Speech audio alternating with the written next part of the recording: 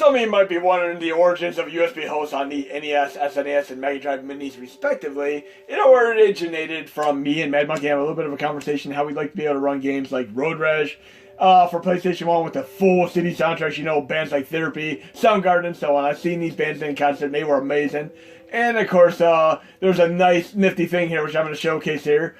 Games such as should we say, rock and roll racing. Big fan of the game here. And as you see on the box art there, it says hot music featuring Paranoid by Black Sabbath, Born to Be Wild by Steppenwolf, and so on. But these are kind of more like chiptune renditions, so to speak. And we're going to run this with the SNES-9X 2010 as a little bit of a representative example of how the game would initially run on the hardware. And then we're going to do a full CD soundtrack mode activate update with minimal to no slowdown and no flickering. And we got some George Thorogood, not Bob Singer, George Thorogood in the Destroyers here, with Bad to the Bone. And we got some, like, Ultimate Warrior to the right, Slimer in the middle there, Psycho Gorman to the left. What's going on there, guys and gals? And Interplay is such a great company back in the day, and I love the predecessor to this called RPM Racing, a.k.a. Radical Psycho Machine Racing. Here we got Fabio on the screen there as Snake Sanders. And then we got, like, it looks like a character straight out of Battletoads there that you fight. Oh, here's some of the first initial music here. Get into the groove for a moment here. But yes, there we go. Some Paranoid by Black Sabbath here. Awesome stuff here. And we have an announcer who sounds like he's straight from Wave Race and Hydro Thunder and so on. I nearly always get first place mode activate these games because I played so much Cobra Triangle and RC Pro back in the day here. We got this. First place mode activate for the win. I'll get this before I switch over to the full CD soundtrack. Oh yeah! Now we need to do the full CD soundtrack mode activate. I can probably stay still for like 10 seconds and still win. It gets a little bit harder later on as you upgrade your vehicle and get to the later stages though. Still, it's pretty easy to get into initially if you played stuff like RC Pro and so on, Cobra Triangle. Love these isometric 3-core perspective racing games, without a doubt. Now we're going to load the full CD soundtrack mode activate real quick. With the updated core, which will of course be, I'll show you in a second here once I load it. We're going to be running with SNES-9X Extreme with minimal to no slowdown and flickering. And right there, SNES-9X Extreme. And it's going to be an awesome update. Resume. George Thorogood and the Destroyers again, with Bad and Bone, complete with piano and real percussion for the win here.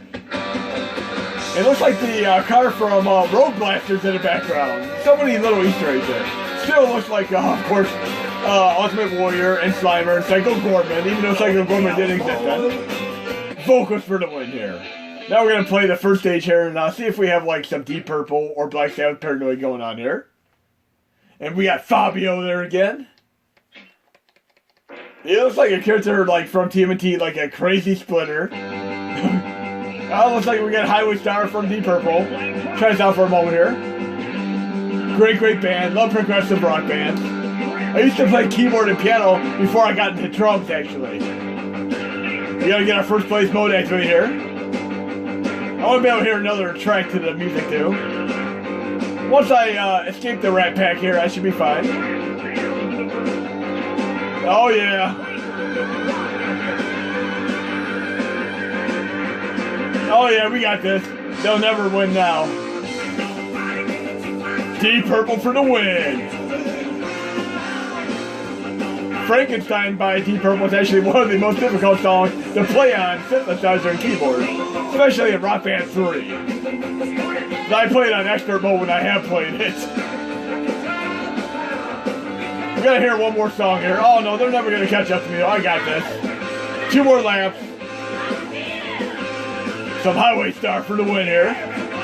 Complete with a Road Blaster mashup of Mad Max. Mad Max is a pretty fun game to play on PS4 too. I should pick that game up on discount. Hoping they do another movie. That last one they did with the original director was fantastic.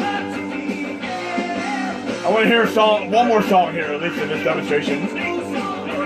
Full CD soundtrack for the win. And yes, they were initially talking about doing CD add-on for the Super Nintendo. And of course, like a CD add-on for the PlayStation. Should we say Nintendo 64, which would have been a PlayStation, but they couldn't work out things, obviously. So we ended up having the PlayStation 1 and, of course, the Nintendo 64. Okay, let's try one more stage here.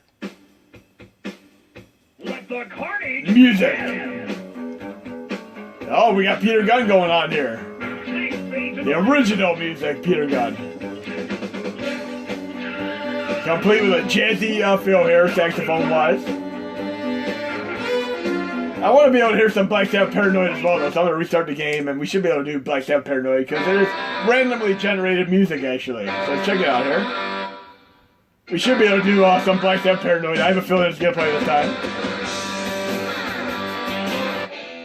There we go, Black Sabbath Paranoid for the win. Now, I did see Black Sabbath in concert, albeit without Ozzy Osbourne. I saw him, the band play with Dio back in the 1990s. Oh yeah. And Ozzy Osbourne and Black Sabbath are still going strong. It's kind of a surprise to me that Tommy Iommi actually was playing. He has part of a missing finger. He still plays guitar so awesome.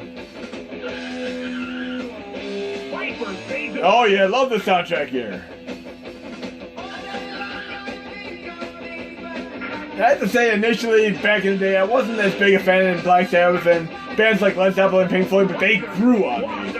I was kind of more into the 1980s stuff, like even listening to like El DeBarge and Cyndi Lauper and Toto, Huey Lewis and the News. That was my jam when I grew up. I loved the 80s music. Then later on, I got more into classic rock. So there was a phase when I wasn't really into classic rock. And one of the first classic rock CDs I ever got was actually REO Speedwagon. Yes, I'm dominating the race, alright. But fantastic for the win, and here's the reason why we have a USB host for the Mega Drive, SNES, and NES Classics. But luckily, on the PlayStation Classics, we don't need to have to worry about that because we can run with the flash or hard drive from the get-go. But it's still USB host as far as I'm concerned.